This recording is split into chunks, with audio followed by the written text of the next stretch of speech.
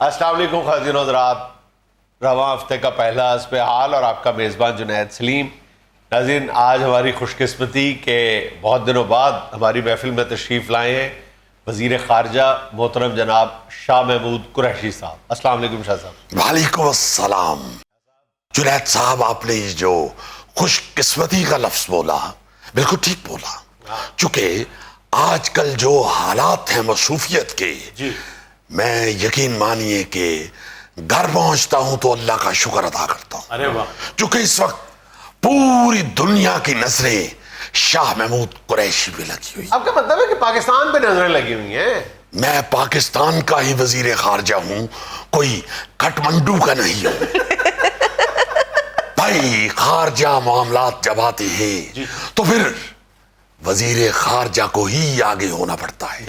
बिल्कुल ऐसे ही जैसे मोहल्ले में लड़ाई हो जाए तो बड़े बेटे को कहा जाता है कि जरा आगे होई, और वो आगे होने लगता है तो उसकी बीवी की पीछे से आवाज आती है, रहने दो, मेरा बंदा ही रह गया है तो आडे लड़ाइयां हंसते। वो जेड़ा छोटा सारा दिन जिम विच वड़िया रहता उन्होंने आगे करो ना। तो बात ये है कि हम तो पाकिस्तान से मोहब्बत करते हैं, हम तो ये भी नहीं कहते कि छोटे नु आगे करो, हम तो खुद आगे होते हैं और अल्लाह के फजल से खारजा अमूर निपटते हैं। तो जुनैद, आप यकीन मानिए इस वक्त अफगानिस्तान की सियासी सूरत हाल के हवाले से पूरी दुनिया की नजरें आपके इस भाई पे लगी हुई। अरे वाह, इसमें तो रत्ती बराबर भी शुबा नहीं है ना कि अफगान सिचुएशन में पूरी दुनिया की नजरों का महवर और मरकज जो है वो शाह महमूद कुरैशी। जी, इतनी नजरें आपके ऊपर, कहीं नजरें ना लग जाए आपको। पहली बात तो ये है कि आपके होते हुए नजर लग नहीं सकती। दूसरी बात यह है कि आप फिक्र ना कीजिए, एहतियात कर रहा हूं। मैं तो आजकल आईना नहीं देखता। आप हेयर स्टाइल से अंदाजा कर सकते हैं कि अन्य वाह कंगी वाई हुई है। नहीं शादी, आपके बाल ही ऐसे सिल्की, आप ऐसे करें तो इनका स्टाइल बन जाता है। आप बालों की बात ना कीजिए, आपको तो बड़ा भाई टांगों से पकड़ के ऐसे करता है तो आपका स्टाइल बन जाता है। बताना हम ये चाहते हैं कि जब पूरी दुनिया की नजरें हम पे हैं और फिर खुद अफगान भाइयों की नजरें और उनके मशवरे जो हमसे लिए जा रहे हैं, अफगान भाई तो इस वक्त पंखा तेज करना हो तो फोन मिला लेते हैं कि बताइए बताइए महमूद भाई बताइए जरा। जी पे तो पूरी दुनिया की नजरें ऐसी टिकी हुई हैं जैसे शादी की तकरीब में दुल्हा पे नजरें लगी होती हैं लोगों की। उस बेचारे को अगर कमर पे खारिश भी हो रही होती है तो वो कर नहीं पाता। बिल्कुल बिल्कुल, बल्कि बड़े भाई से कह रहा होता है कि जरा हाथ पाके ते छीवे मोरे ते कुरकना। आशा जी, और बड़ा भाई आगे से कहता है कि ब्याह तेरा खुरका में, और फिर दूल्हा कहता है तेरी बारी में नहीं कुरकिया। तो बात यह है कि एक दूसरे की मदद करना बड़ा जरूरी है, वरना सियासी खुरकते बड़ा ही सतांदी है। ये जो आपकी काविशों का नतीजा है, पाकिस्तान, रशिया, ईरान, चाइना, ये सब मिलके अमेरिका भी विच छोटो, अमेरिका भी विच छोटो, डरो ना जी। अगर अमेरिका सुट दिया तो बाकी भाग जाएंगे। अमेरिका के खिलाफ तो ब्लॉग बना रहे हैं आप। आपकी बात बिल्कुल ठीक है, मगर इस वक्त हमारी जो स्ट्रेटेजी चल रही है, अल्लाह के फजल से ये पाकिस्तान की तारीख में पहली दफा हुआ है कि हमने सबको ऑनलाइन लिया हुआ है और सबको मुतमईन किया है और सबको पाकिस्तान की खालिस्तन अपने मुल्क की प्रॉब्लम से आगाह किया है। बैनुल अक़वामी राब्तों का तो ये आलिम है जुनैद कि एक पांव शाह महमूद का इस्लामाबाद में और दूसरा उज़्बेकिस्तान में होता है। एक हाथ इस्लामाबाद में और दूसरा न्यूयॉर्क में होता है। पाँव उज़्बेकिस्तान में, दूसरा और हाथ न्यूयॉर्क में, ये क्यों?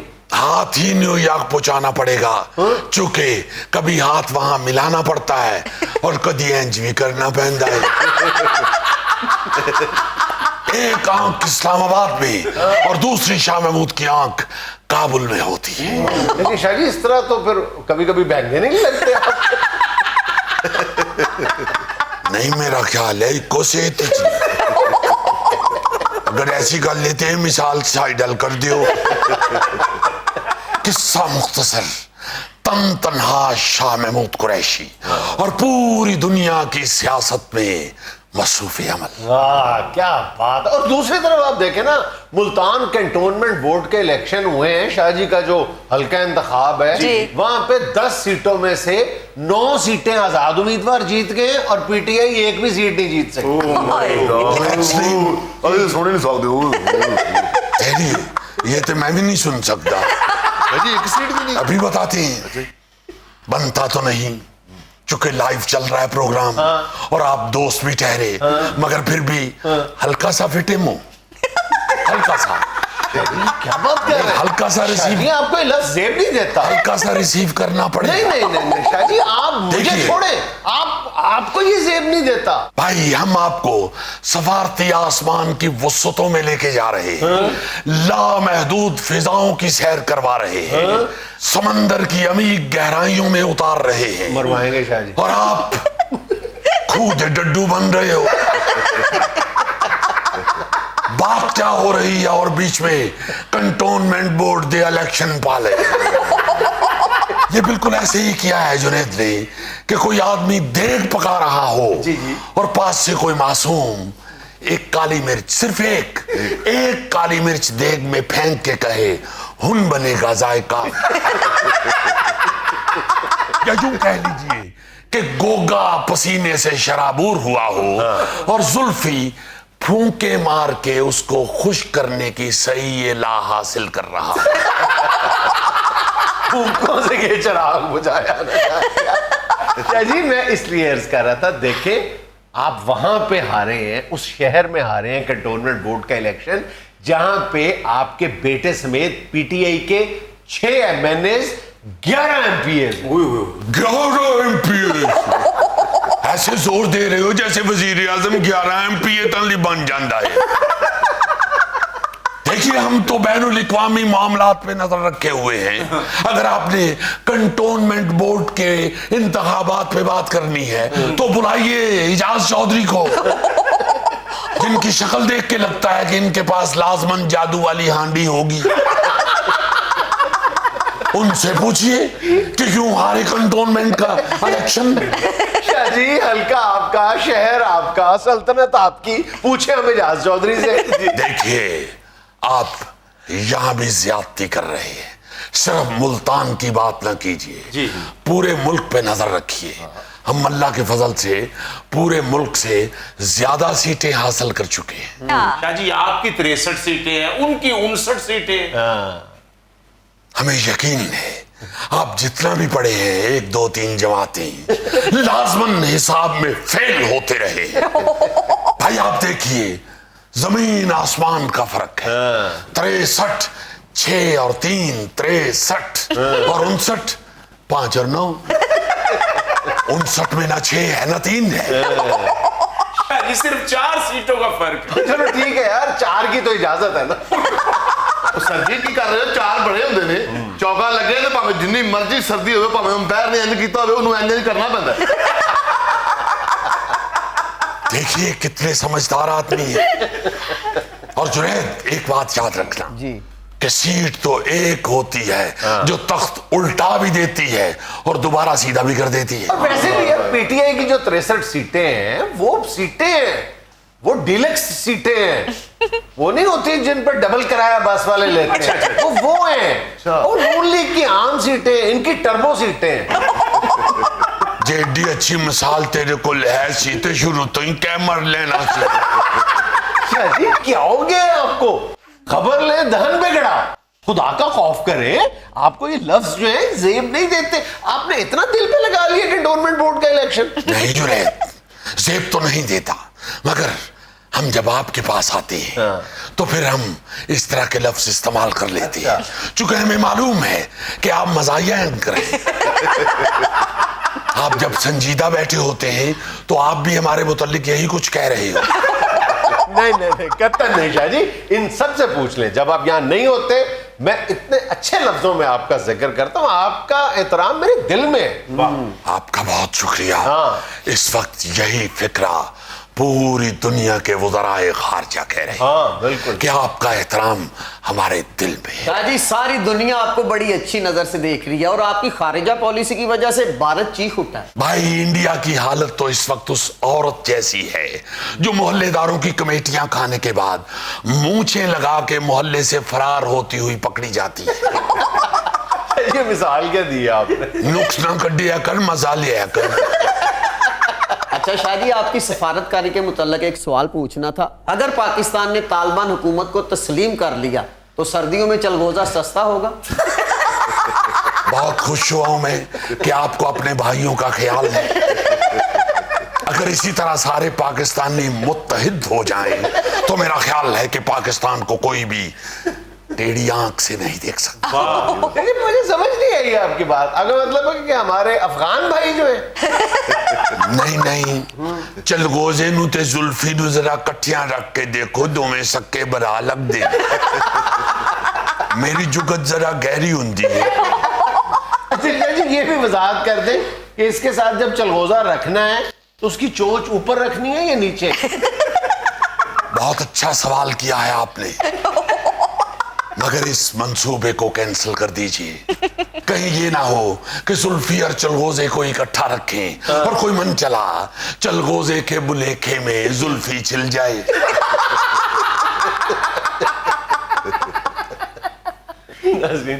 यहाँ मुझे लेना एक छोटा सा वक्फा, हमारे साथ रहिएगा। सबसे पहले तो उन्होंने पंशीर में इल्जाम लगाया जहां पे जो तालिबान को मज़ाहमत का सामना था। उन्होंने कहा कि जी जनाब ये कोई तालिबान शालबान नहीं लड़ रहा है, ये तो पाकिस्तान लड़ रहा है सारा।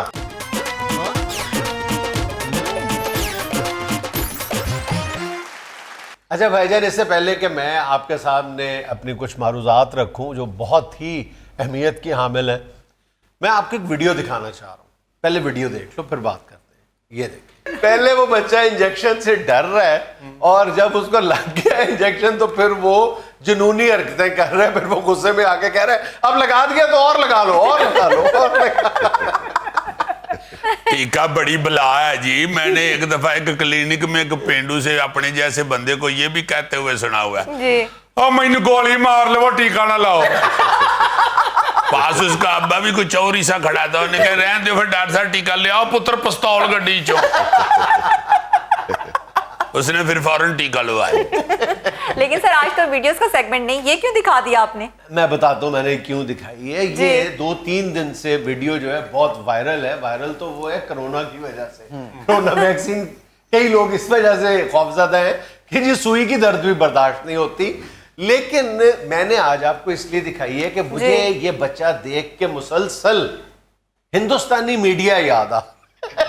अच्छा, अब आप कहेंगे कि हिंदुस्तानी मीडिया का इससे क्या ताल्लुक है? जी, ये जिस दिन से तालिबान ने वो अपने सारे इलाके फतह करने शुरू किए हैं, हाँ जी, हिंदुस्तानी मीडिया की हालत भी बिल्कुल इस बच्चे की सी हुई है। एग्जैक्टली, यानी उसको समझ नहीं आ रहा कि वो रोए, वो हंसे, वो कोई जुनूनी हरकतें करे या क्या करे। बिल्कुल इस बच्चे की हालत है हिंदुस्तानी मीडिया। और खास तौर पे जो कुछ वादिये पंशीर में हो रहा है ना जी, उसके बाद तो हिंदुस्तानी मीडिया कभी अपने कपड़े फाड़ रहा है, कभी हज़ियानी हालत में कह के लगा रहा है, कभी रो रहा है, बिल्कुल इस बच्चे की तरह।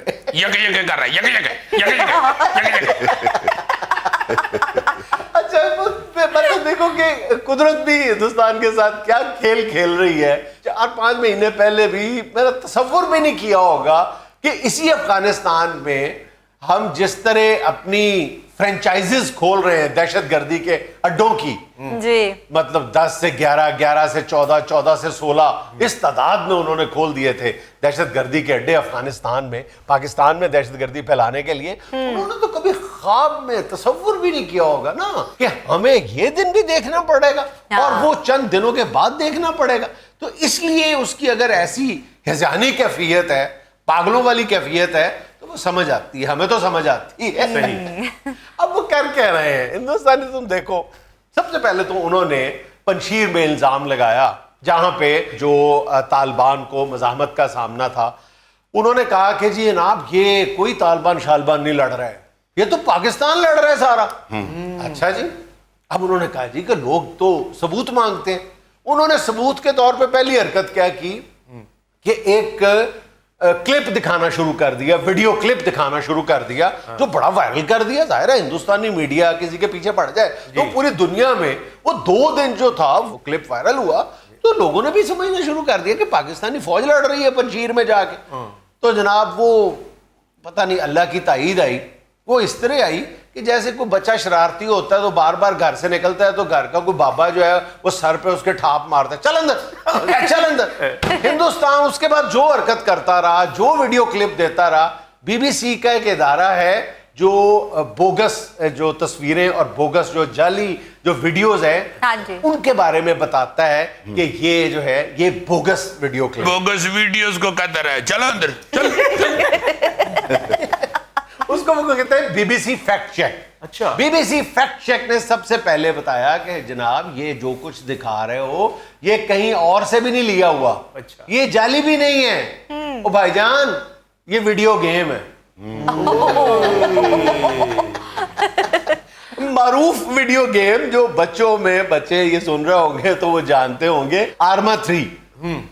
यानी वीडियो क्लिप लेके वो वायरल कर दिया कि पाकिस्तान की फौज यहाँ पे पंजशीर में आके लड़ रही है। बीबीसी ने 2 दिन के बाद बता दिया कि खुदा का खौफ करो, ये तुम क्या दिखा रहे हो पूरी दुनिया को। फिर हिंदुस्तान झाग की तरह बैठ गया। अच्छा 2 दिन फिर सब्र किया, तीसरे दिन उनको एक नई बात सूझी।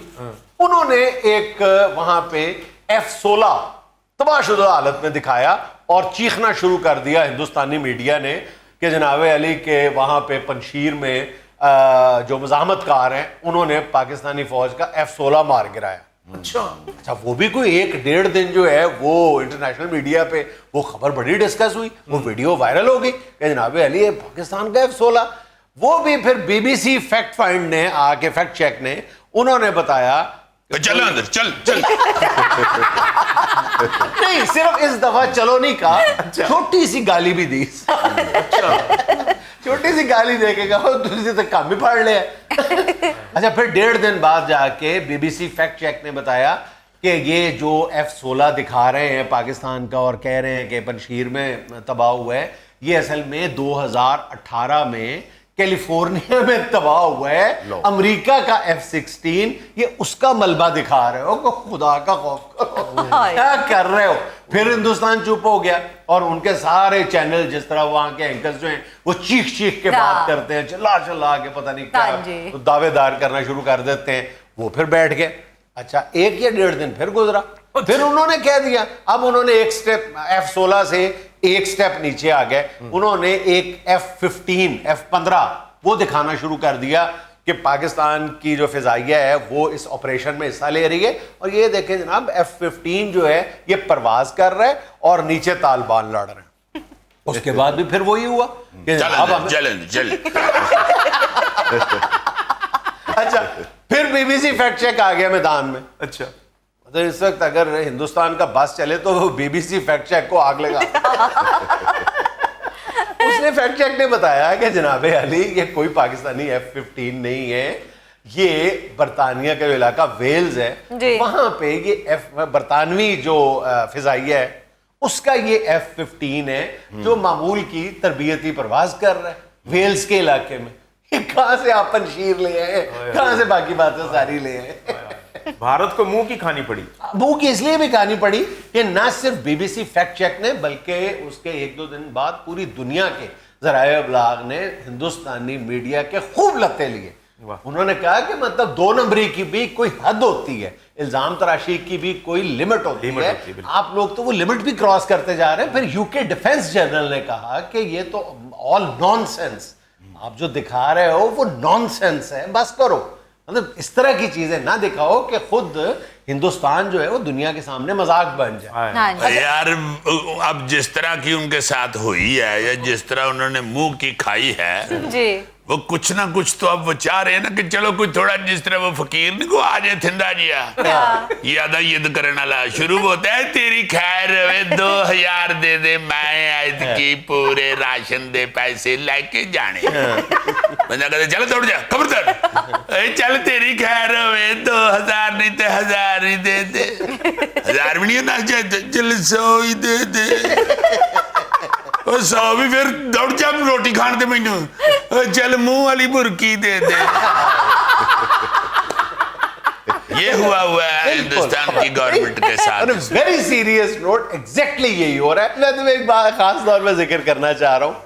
ये जो आईएसआई चीफ की चाय पीते हुए की तस्वीर पूरी दुनिया में वायरल हुई सो हुई, और उस पे जो हिंदुस्तान में मतलब सफ़े मातम बिछी है उसका तो कोई जवाब ही नहीं है ना।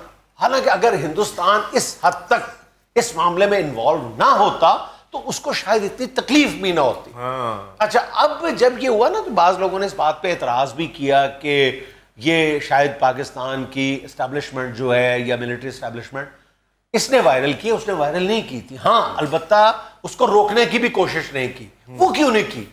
वो कई लोगों ने कहा कि नहीं जी इस तरह तो पूरी दुनिया को कहने का मौका मिल जाएगा।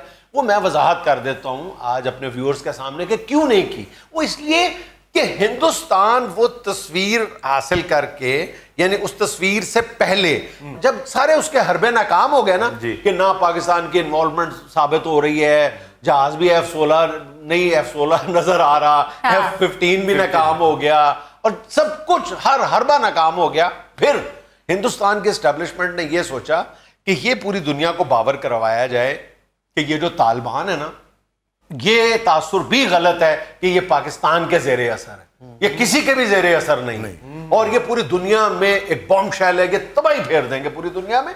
इसलिए पाकिस्तान पर भी एतबार ना किया जाए, पाकिस्तान के भी जेरे असर नहीं है, ये बिल्कुल आज़ाद हैं, पागल हैं, ये कुछ भी कर देंगे, ये वहशी जुनूनी पता नहीं क्या क्या। एक तो उनका ये मकसद था कि ये साबित किया जाए कि जनाबे अली, फिर उन्होंने ये इसलिए नहीं रोकी ये वीडियो, ये ताकि जाए और लोगों को पता चले कि तालिबान इस दफा जो है वो एक मुख्तलिफ तर्ज हुक्मरानी लेके आए हैं, उनकी बॉडी लैंग्वेज जो है वो फर्क है, तो उनकी मदद की जाए। अगर इस वीडियो से भी मदद होती है तो की जाए। अगर पाकिस्तान, जिस तरह पाकिस्तान ने तालिबान हुकूमत को उन्होंने माली इमदाद भी दी है।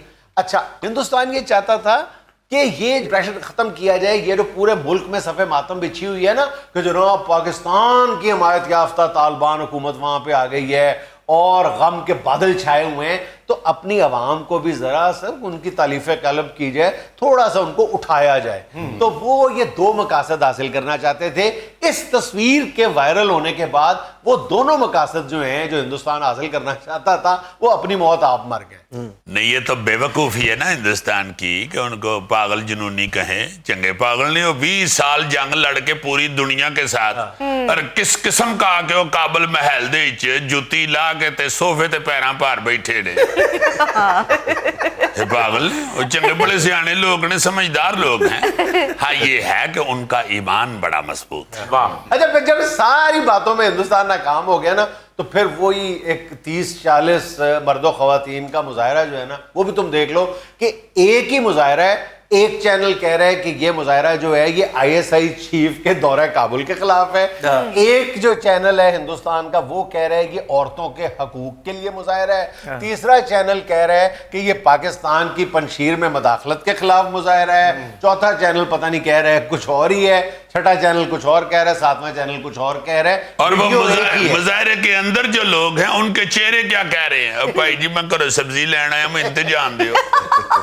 में लेना एक छोटा सा वक्फा, हमारे साथ रहिएगा। मामू मुझे क्या करते थे, जिस दिन तुम मैट्रिक पास हो जाओगे ना मेरा नाम बदल देना। फिर मैंने शफकत अंकल की अनाउंसमेंट के बाद किया मामू को मैसेज। मैंने कहा चौधरी इम्तियाज साहब अपने नए नाम से मतलब फरमाएं।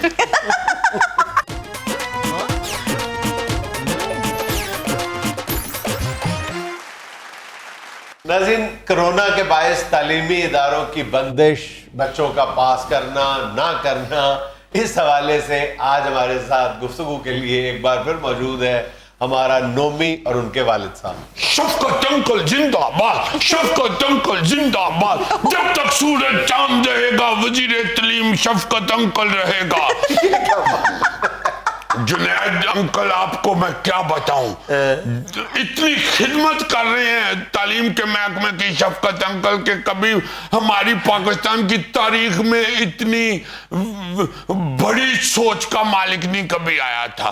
मैं तो कहता हूं हम स्टूडेंट बैठ के ये सोच रहे होते हैं कि ये तो तालीम के अब्दुस्तारीदी हुए हैं। जैसे मौलाना अब्दुस्तारीदी मरहूम खिदमत करते हुए रंगो नस्ल अमीर गरीब नहीं थे ना देखते, इसी तरह शफकत अंकल भी लायक ना लायक नहीं देखते, वो सिर्फ नतीजे पे मरहम रखते हैं। बच्चों के साथ शफकत करते हैं, शफकत अंकल तो कहते हैं इसमें मां मुसम्मा। जुनैद अंकल, कोई सारी सियासी जमातें मिलके तो ये डिसीजन नहीं ले सकती कि हुकूमत चाहे किसी की भी हो, वजीर तालीम शफकत अंकल ही रहे। शर्म करो, शर्म करो। बिना वजह तुम इम्तिहान दिए पास हो रहे हो और आगे से कह रहे हो शफकत अंकल ही रहे। आपको तो सिर्फ अपने बेटे की पड़ी हुई है, मैं पूरे मुल्क की सोच रहा हूँ। जुनैद साहब, कम से कम पहले ये किताब देख तो लेता था, या बैग से निकाल के वापस बैग में डाल देता था। अब तो ये वो भी नहीं करता। देखिए, ये भी एक बड़ी अच्छी बात हो गई है। किताबों को हाथ लग लग के वो बेचारी मैली और पुरानी होती हैं। अब वालिदैन का भी इसमें फायदा है कि बच्चों को जिस तरह की नई किताबें लेके देते हैं, साल बाद जब शफकत अंकल पास कर दें बच्चों को, तो वो किताबें जाके वापस भी कर सकते हैं। नो मान बेटा, पढ़ जाओ पढ़ोगे तो ऐसी पर्सनालिटी बनेगी, नहीं बनेगी। ये एक टीचर के दिल की आवाज है। आपके मुंह से नोमान तो नहीं अच्छा लगता, आपके मुंह से अच्छा लगता है फीकू, शिद्दू, टल्ली, चपली, जीलू। क्योंकि आप जैसे टीचर्स की क्लासेस अक्सर पिपल के नीचे होती हैं, एक दरख्त के साथ खोता बजा होता है और दूसरे दरख्त के नीचे टीचर की कुर्सी होती है।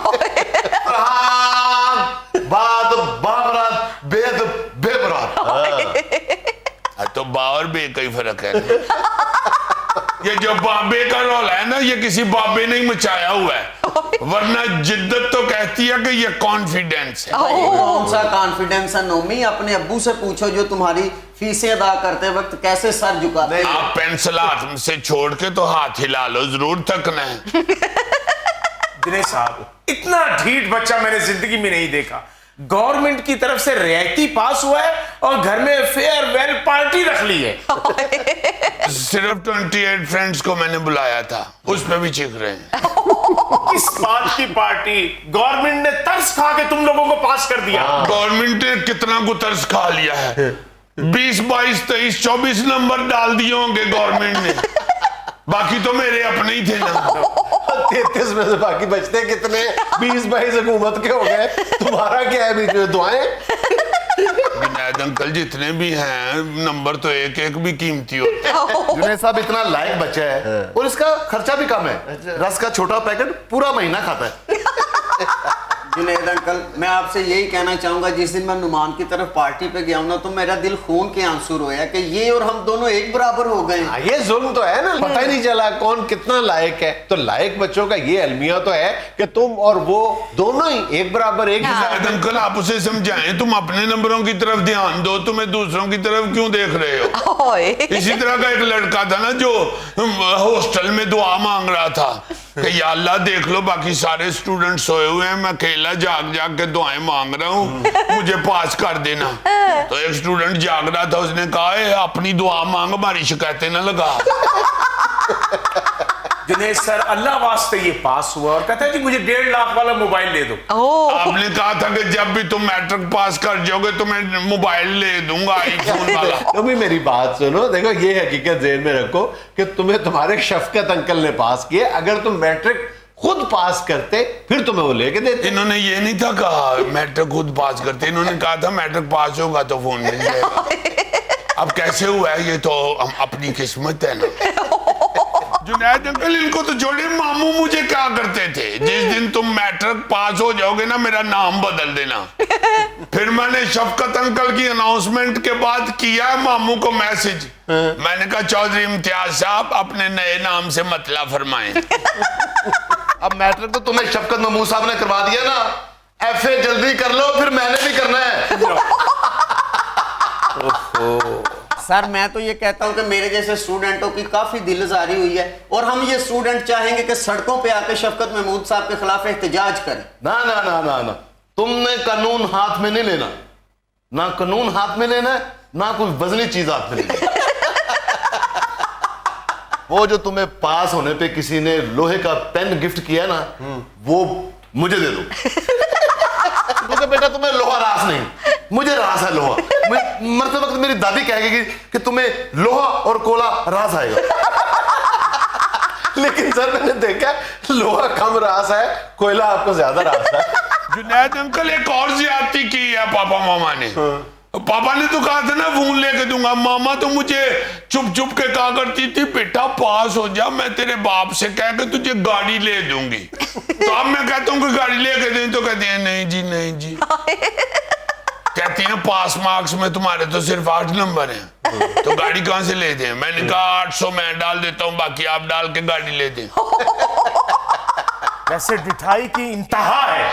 ओए किस बात पे मैं तुम्हें मोबाइल और गाड़ी ले दूं बेशरम?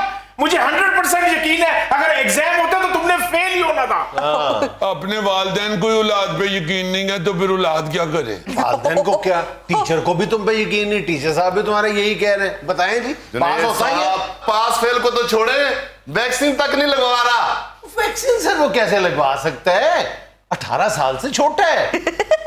ये 18 साल का नहीं हुआ।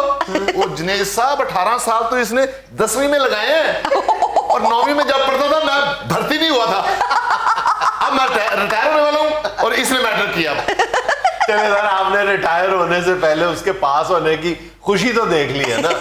ये खुद नहीं हुआ, ये तो गवर्नमेंट ने किए हैं। सारे मुकर रहे हैं, सारे मुकर रहे हैं। ये भी यही कहा करते थे कि नौमी खुदा के लिए मेरे रिटायर होने तक तो मैट्रिक कर लो। कभी इनके रिटायर होने में 6 महीने पड़े हुए हैं तो किया कि नहीं पास मैट्रिक।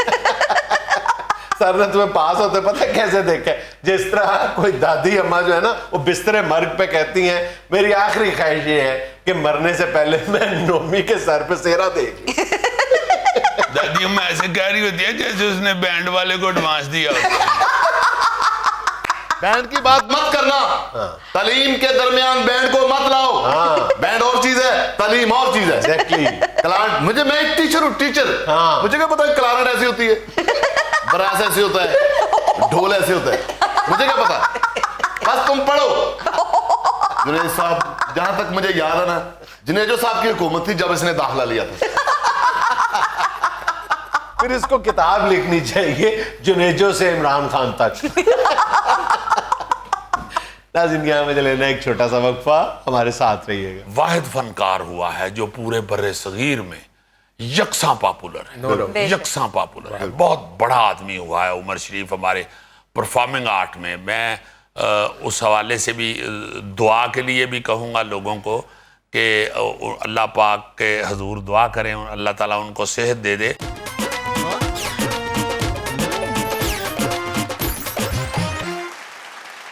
अच्छा जी जुनैद साहब, इन्ना लिल्लाहि व इन्ना इलैहि राजिऊन। क्योंकि बहुत से लोगों ने ये मैसेजेस भी किए और पूछा भी फ़ोन करके भी कि आप लोगों ने ये पिछले हफ्ते पुराना शो क्यों किया। वैसे तो मीडिया के थ्रू तकरीबन सब लोगों तक इत्तला पहुंच गई कि जुनैद सलीम साहब की वालदा मोहतरमा, अल्लाह ताला उनको जन्नतुल फिरदौस में जगह अता फरमाए। माँ जी रहमतुल्लाह अलैह बहुत ही प्यारी और बहुत बड़ी खातून थी, वो अल्लाह पाक के पास पहुंच गई। इसलिए हम लोगों ने फिर वो चूंकि दिन भी बिल्कुल ही सर के ऊपर आ गए रिकॉर्डिंग के ऊपर, और हमने वो रिकॉर्डिंग ना की। हाँ जी। दूसरा, मैं सोच रहा था ये उन दिनों में जब माँ जी फौत हुए और वो जनाजा हुआ और ये सारा कुछ हुआ, और मैं ख़ास तौर पे पा जुनैद को देख रहा था जो, तो मैं सोच रहा था कि वो एक बहुत बड़ी ही खूबसूरत लाइन हज़ीं कादरी साहब ने एक फिल्म में लिखी थी। मैंने वो एक दफ़ा पहले भी सुनाई थी कि वो कहता है यार बड़ा दुख होया है, तेरी माँ फौत हो गई है। हीरो को कहता है बंदा जी। तो कहता है यार इस दुख इस गल दा नहीं कि माँ फौत हो गई, दुख तो उन्हां सदरां दा हुंदा है जिहड़ियां दिल च रह जांदियां। तो मैं सोच रहा था कि कभी कभी हम किसी दरवेश से या आपस में दोस्तों से ये सुनते हैं कि यार माँ प्यो की खिदमत करो, माँ प्यो दे कोल रवो, माँ प्यो नूं टाइम दियो, माँ प्यो के पास बैठे माँ बाप का ख्याल करें। तो ये चले जाते हैं तो फिर खुदा मुझे ऐसे लग रहा था अल्लाह इनको ज़िंदगी दे। इन्होंने तो सारे बहन भाइयों ने बहुत ज़्यादा उनकी खिदमत की, और ख़ास तौर पे पा जुनैद के साथ, चूँकि ये सबसे छोटा है जी, इसलिए बहुत ज़्यादा प्यार था और अल्लाह ताला इनको अजर दे और सिला दे उस चीज़ का। इन्होंने तो बहुत ही प्यार किया उनसे और उनकी खिदमत की और उनको उनकी तीमारदारी की। मैं ये सोच रहा था कि यार जितना मर्जी कर ले, जितना मर्जी कर ले, माँ बाप के साथ ये लाड भी बड़ा करते हैं, वालिदैन से करते रहे हैं, खेलते रहे हैं, सारा कुछ, फिर भी बंदे को क्या दुख होता है कि यार कुछ नहीं हुआ, कुछ नहीं किया, ओए होए होए चले गए, ये क्या हुआ। तो मेरा ख्याल है कि ये जो इस टॉपिक पे गुफ्तगू है ना जी, ये हमें करते रहना चाहिए। हमें एक दूसरे को ये याद दहानी कराते रहना चाहिए कि ओए माँ बाप जिनके हैं उनके पास बैठो, वक्त दो, वक्त दो, वक्त दो, लाजमन वक्त दो, लाजमन वक्त दो। मतलब मैं ये इनको देख के ये सोच रहा था पा जुनैद को कि यार इस बंदे ने इतना वक्त दिया है, इतना प्यार किया है, उसके बावजूद ये किस तरह चीख रहा है कि ओए ये क्या हुआ है।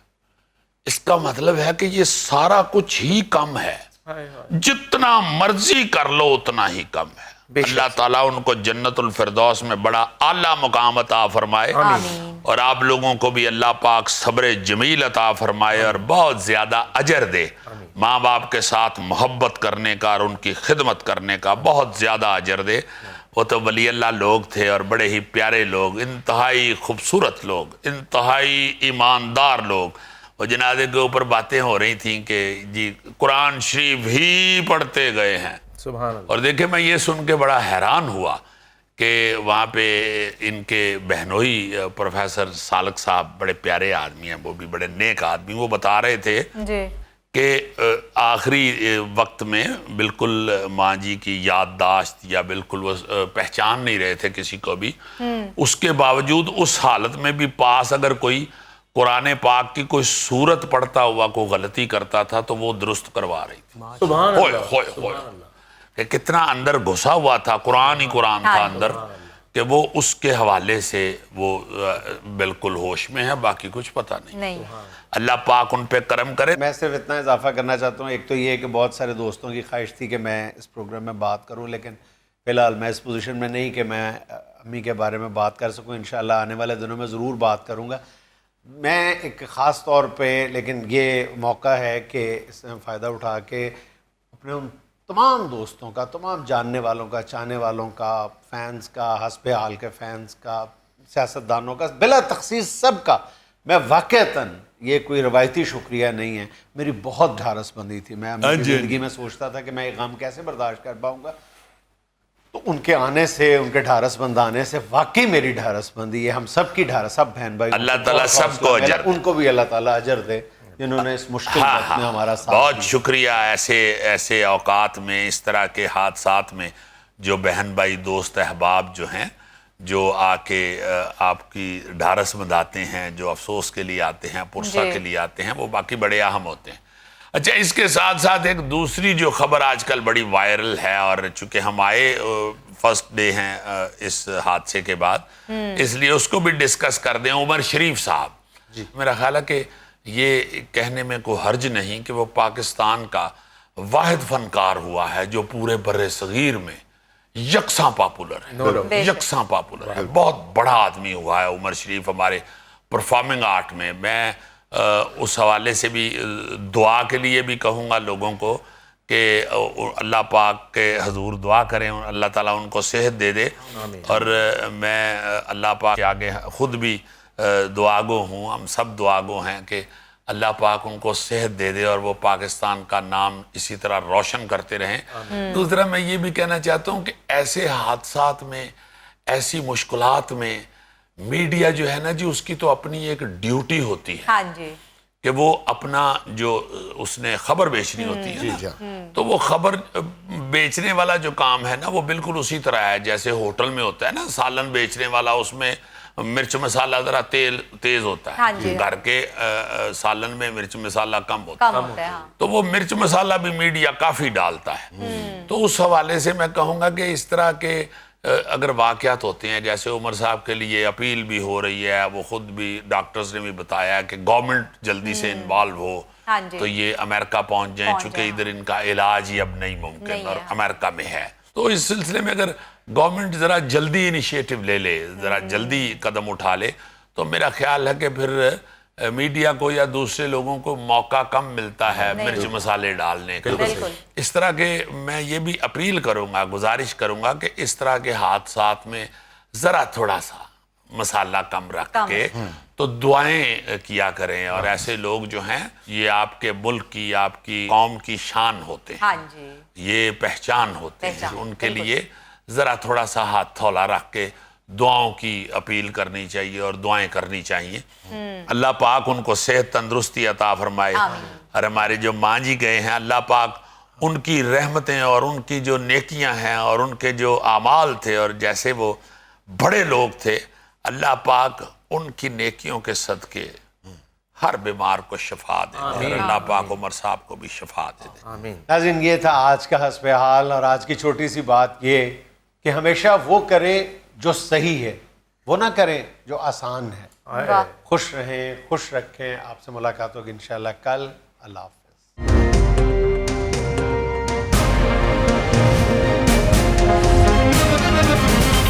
दुनिया खबर की दुनिया।